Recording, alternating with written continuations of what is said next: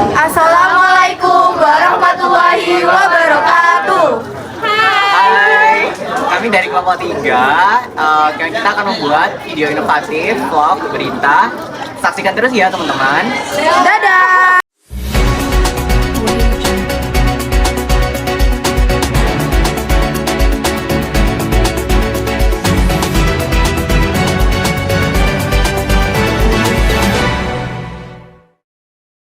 Selamat siang pemirsa, seputar info kembali hadir di sela-sela aktivitas Anda.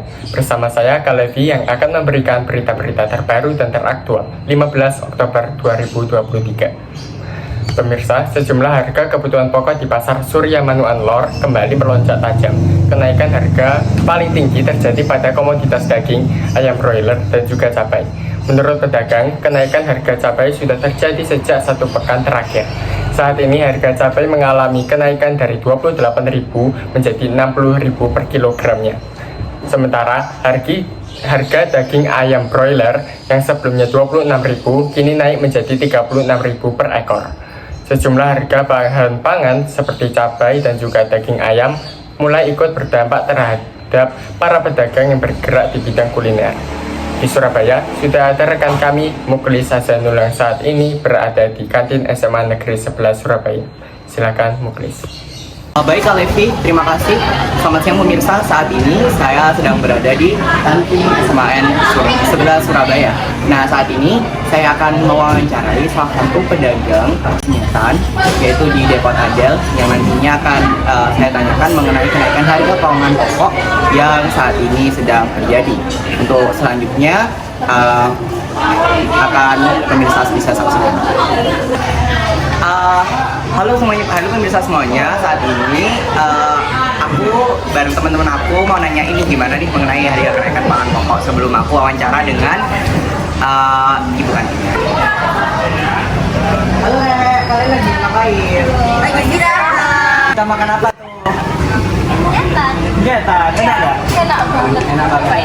Nggak boleh, nanti aja ya. Tapi, itu beli di mana nih? Di Depot Adel. Oh, di Depot Adel gitu. Kalian juga beli sama di Depot Adel semuanya? Iya. Gimana nih harganya? Enak nggak? Apa affordable nggak gitu? Apa lebih? Ya. Naik 1.000. Oh, naik 1.000 itu. Tanggapan kalian gimana? Wajar sih kan zaman sekarang juga naik. Oh, jadi wajar ya karena semuanya bahan baku naik. Dari yang lain mungkin ada? Untuk seukuran porsi segitu sih worth it ya buat 11.000. Udah, enjoy ya teman-teman. Iya.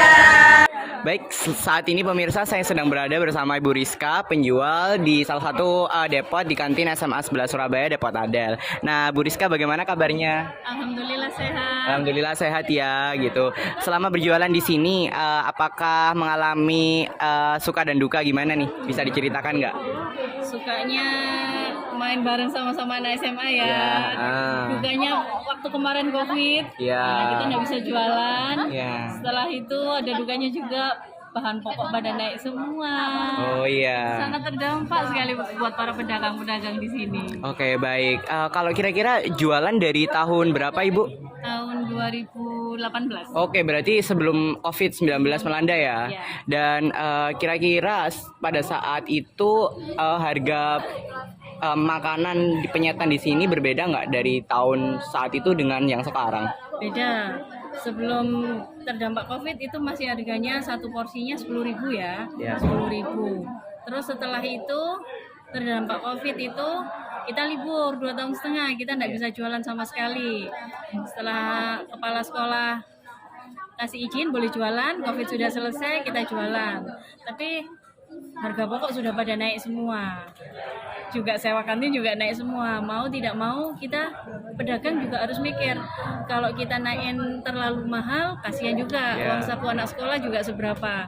Akhirnya kita sepakat untuk harga nasinya 11.000. Jadi dari harga 10.000 naik ke 11.000, naiknya 1.000 aja. Mungkin masih bisa menjangkau ya kalau masih naik 10.000. Kita juga mikirin uang saku anak-anak sekolah.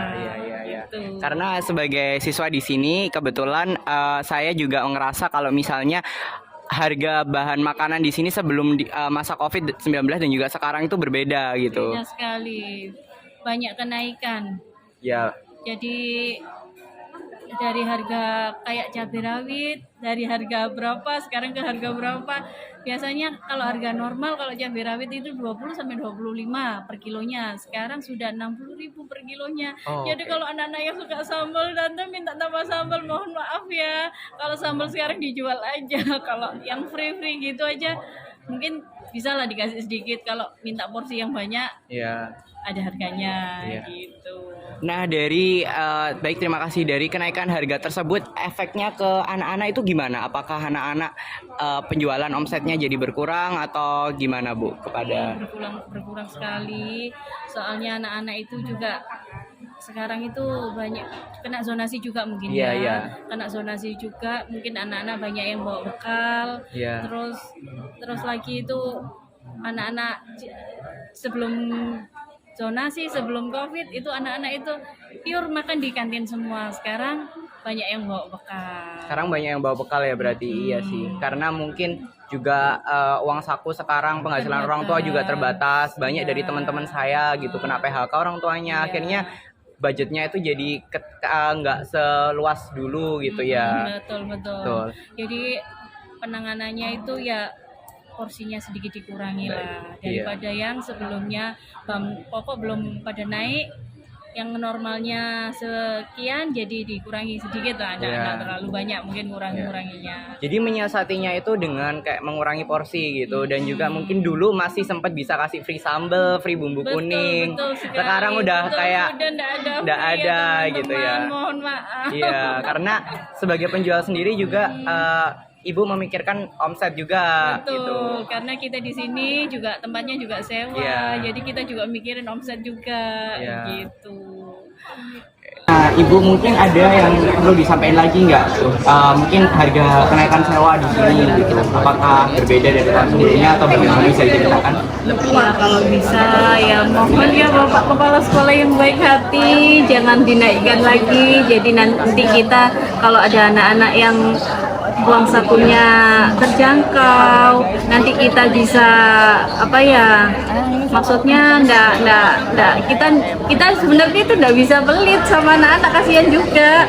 Biasanya tante bisa minta free sambal, minta ini kita kalau mau ngasih free sekarang juga mau mikir. Jadi mungkin jalan keluarnya sewanya jangan dinaikkan lagi, jadi kita mungkin pedagang juga dapat sedikit, nanti bisa bayar sewa sedikit, mungkin sama-sama masih dapat sedikit masih dapat. Jadi ya mohon maaf buat Bapak Kepala Sekolah, jangan sewanya jangan dinaikin lagi, sudah itu aja. Iya, mungkin selain harga sewa gitu, harapan kedepannya untuk secara general gitu mengenai kenaikan harga pangan dan juga kenaikan harga tempat karena efek dari Covid ya, gimana harapan Ibu secara umum gitu untuk semuanya, mungkin untuk pemerintah ataupun untuk sekolah, bagaimana Ibu? Kalau bisa untuk bahan pokok ini kan, apalagi kita ini jualan di kantin ya, kalau bisa kasih harga yang standar aja lah, nggak usah terlalu turun banget. Itu mungkin pemerintah juga ada anunya ya, butuh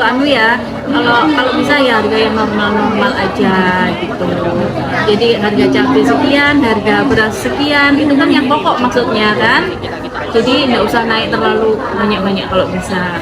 Kita kan cuman orang kecil, jadinya mungkin cari uangnya juga kecil, bukan cari yang besar, nggak muluk-muluk sekali. Gitu. Baik Ibu, terima kasih. Sekian atas laporan dari saya mengenai kenaikan harga pangan pokok di kantin SMA 11 Surabaya. Kembali lagi ke Kak Levi. Baik, terima kasih Muklis Azanul yang melaporkan dari Manuan, Surabaya. Pemirsa, kenaikan harga pakan diduga menjadi salah satu penyebab dari naiknya harga cabai dan ayam. Kita juga sama-sama berharap agar bahan pokok kembali normal dan juga stabil seperti yang kita harapkan juga oleh para pedagang-pedagang yang bekerja di tempat makan seperti ini. Mari kita tetap saksikan berita-berita terbaru dan teraktual setelah jeda iklan berikut ini.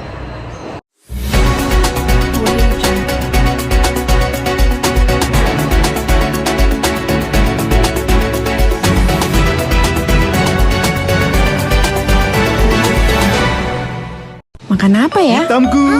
Hitam gurih. Bukannya lagu Bango hitam manis. Baru Bango hitam gurih. Dari bahan alami berkualitas, hasilkan kecap yang medok hitamnya dan gurih rasanya. Kunci rasa legendarisnya ada di sini. Ah, cobain rasane, pasti enak ekor. Wah, medok hitamnya. Enak. Hitam gurih, hitam gurih. Baru Bango hitam gurih, medok hitamnya, gurih rasanya.